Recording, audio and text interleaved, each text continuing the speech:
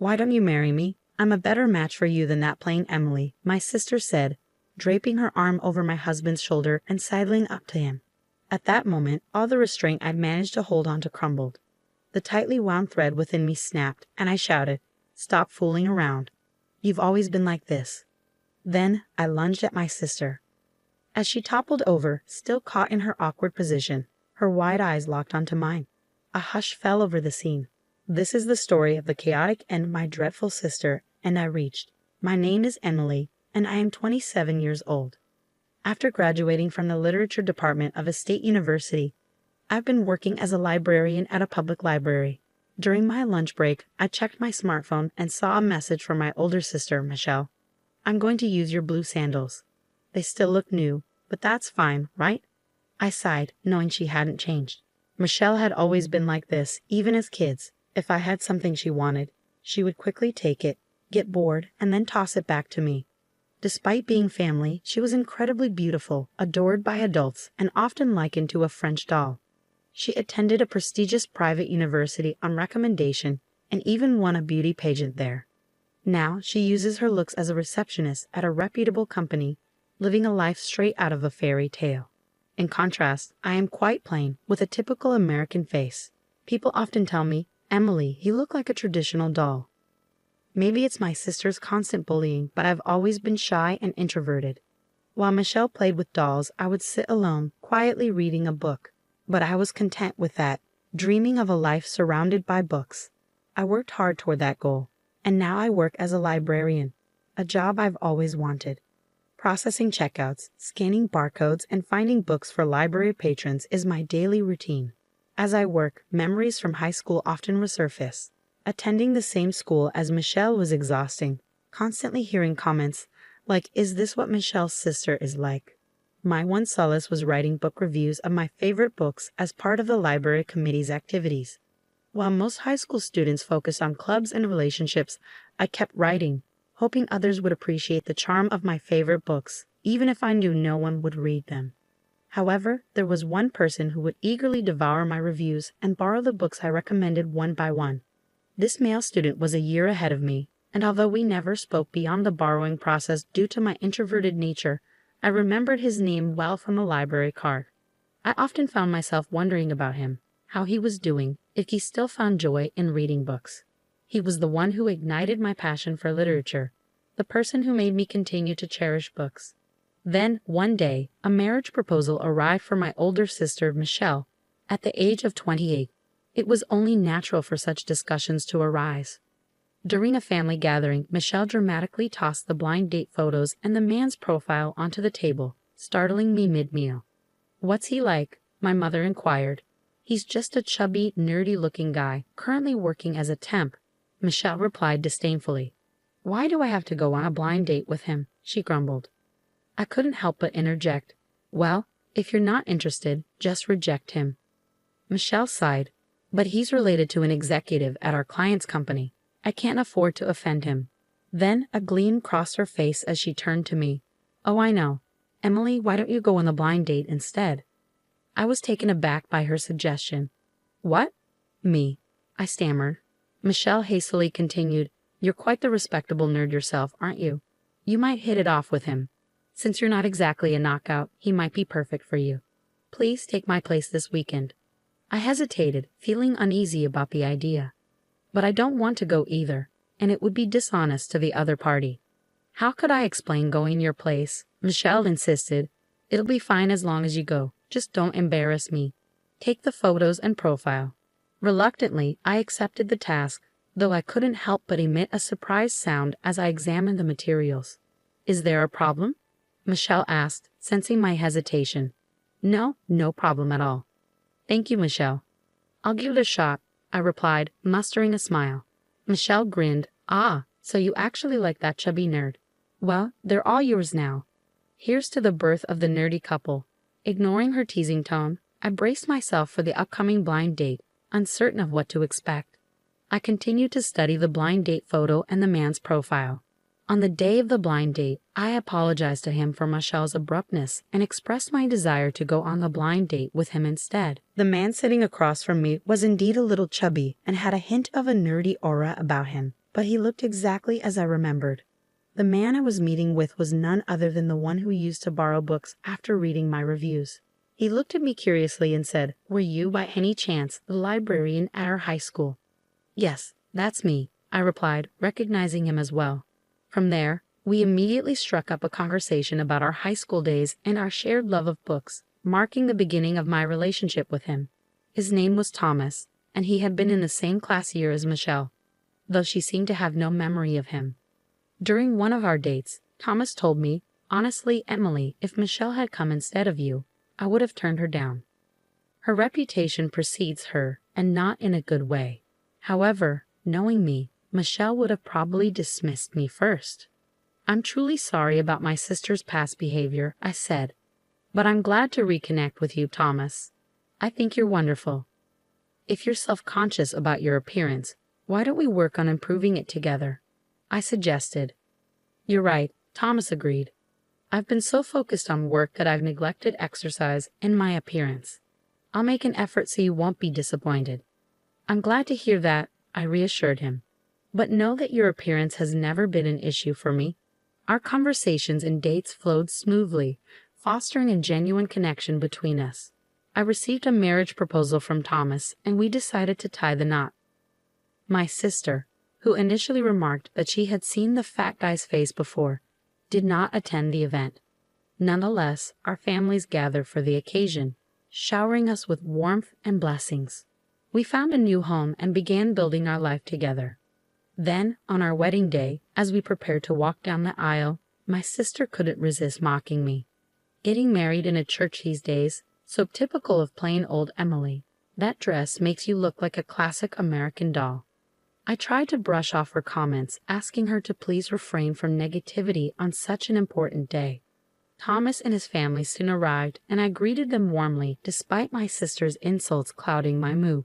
When Thomas, dressed in a traditional suit, made his entrance, my sister let out a surprised "What?" It was no wonder she was taken aback. Thomas had worked diligently alongside me to transform his appearance, and he now looked strikingly handsome. Before the ceremony began, my sister leaned in and whispered, "He looks nothing like the photo from before." I explained, "Thomas has put in a lot of effort. He always had a handsome face, but he looked lackluster in the previous photo due to being overweight and having an unflattering haircut." "I thought he had plastic surgery," my sister said with sarcasm. "It's quite something that a porcelain doll like you could marry a man who now looks like a movie star." Despite my sister's snide remarks, we made it through the wedding ceremony and celebrated with a small reception at the church, surrounded by our closest loved ones. As we prepared to leave with hearts full of happiness, my sister approached us, drunk, and said, "Hello, Thomas. Thank you for marrying my ugly little sister." Thomas responded calmly, "Well, Emily is far from ugly. Thank you for being here today. It's time you head home now." My sister ignored me and continued, "So, Thomas, you've changed your appearance. But what about your job? You're a temp, right?" "Yes, I'm currently working as a temp," he confirmed. I couldn't stand having a husband who's a temp. "I'm dating a startup CEO, and we might get married soon," my sister said smugly. "Congratulations," I said, but Thomas gently restrained me from saying more. "Thank you for coming today. Please take care on your way home," he added. My sister left after her final comment, and I turned to Thomas, apologizing for her behavior. He reassured me, "It's okay. People like her rarely change. But Emily, you've had a tough time with her. Let's focus on our happiness from now on." "Thank you, Thomas," I said, grateful for his support. And so began my married life with Thomas. In truth, he was working as a temp while pursuing his dream of becoming a novelist. His love for reading had grown after discovering my book reviews, which inspired his passion. In high school, I wrote book reviews that inspired Thomas to start writing himself. So far, he's had a few pieces published in literary magazines, which is an impressive achievement. Although he earns money from his manuscripts, he still faces financial uncertainty, so he balances his job as a temp with his writing. "Thomas, I have a job too, and we have some savings. Why don't you focus solely on your writing?" I suggested. "Emily, you're always so supportive." "Thank you. I'll give it my best shot," Thomas replied gratefully. So Thomas left his job and devoted himself entirely to writing. Though life was challenging, witnessing his passion for his work fueled our determination. Then one day, we received a call from my sister Michelle. She announced her engagement to the startup CEO she had previously mentioned. Next week, he's coming over to meet the family before we get married. You should come too.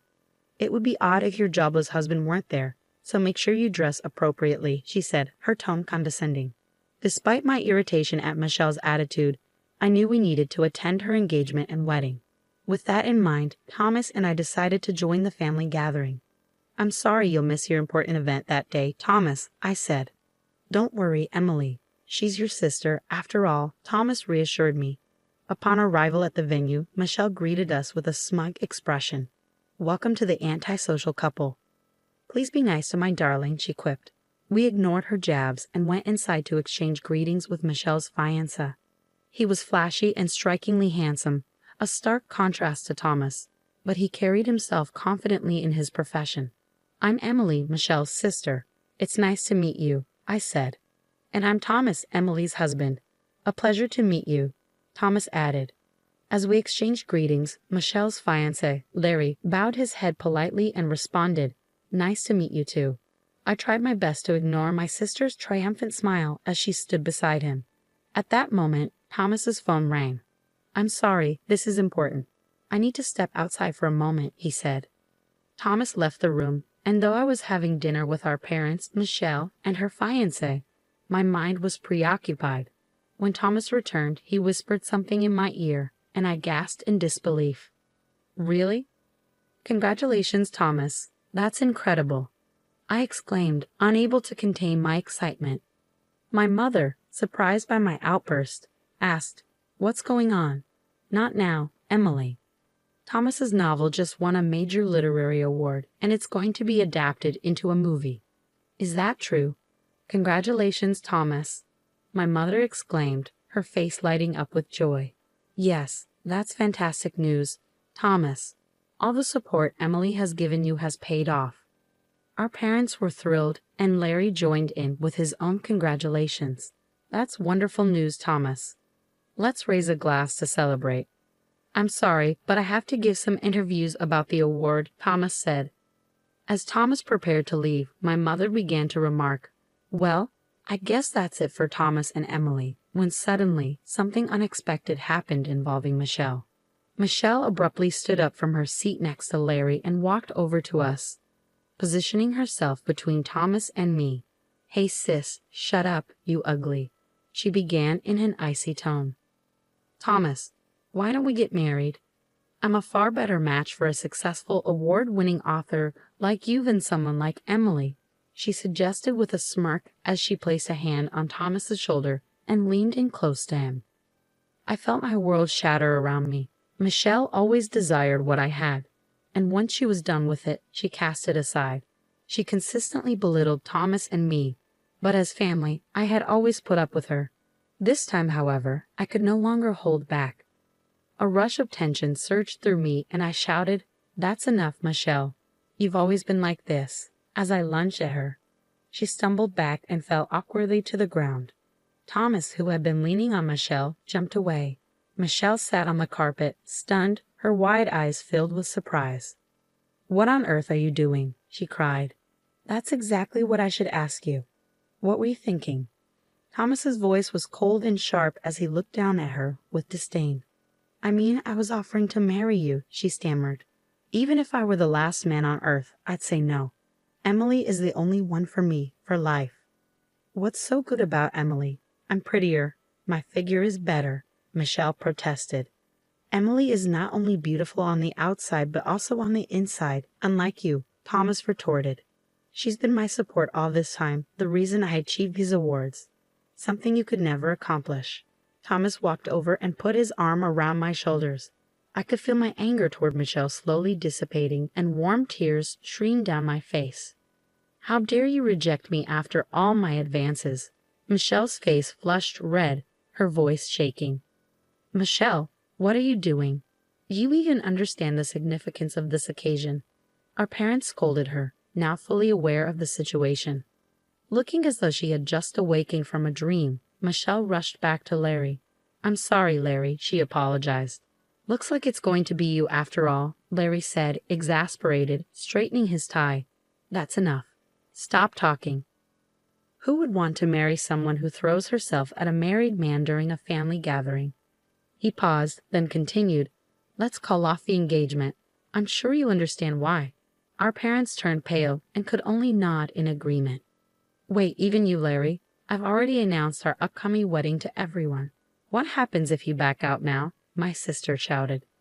Larry responded calmly, It's time for me to take my leave. Congratulations once again, Thomas. All the best to you both. Thomas and I bowed as Larry left the room. Wait, Larry, Michelle cried out, but her desperate calls were in vain. I am disgusted. Don't show your face for a while, our parents said to Michelle before they too left the restaurant, casting her a contemptuous glance. Emily, let's go home, Thomas said as he reached for my hand and gave it a comforting squeeze. I held on to him tightly, and as we left the restaurant, I turned back to see my sister, dazed, collapsing in her seat. Fast forward a few months after the end of her engagement with Larry, and my sister seemed downcast for a while. But she soon began seeking a new partner, though she only focused on high-profile men who appeared put off by her mercenary attitude. My sister's once famed beauty is starting to fade with age, which may make her quest for marriage more difficult. Meanwhile, Thomas was kept busy with award ceremonies, interviews, and film releases following his literary success. He has since been able to shift his focus back to his writing projects. Thomas has always been a kind and devoted husband, and now he is known as a loving partner, frequently sharing stories about me during interviews. Supporting my growing belly as our child develops, I pledge to stand by Thomas's side and support him always.